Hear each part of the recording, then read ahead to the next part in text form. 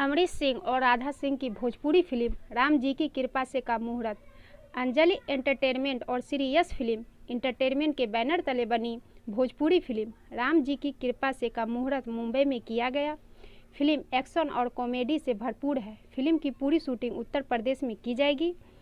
Film में कुल 7 गाने हैं। मोहन राठौर और प्रियंका सिंह की आवाज़ में फिल्म में से एक से बढ़कर एक गाने हैं जो सभी लोगों को पसंद आएगी।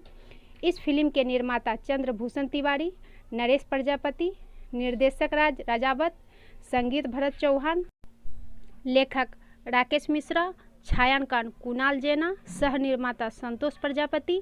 फिल्म के कलाकार हैं अमरीश सिंह, राधा सिंह, अमर राजा, अनुपम अरोड़ा, पूजा प्रजापति, धनंजय आटी, अभय झा, अकबर खान, रामाशीष गुप्ता, प्रेम सोनार है। धन्यवाद।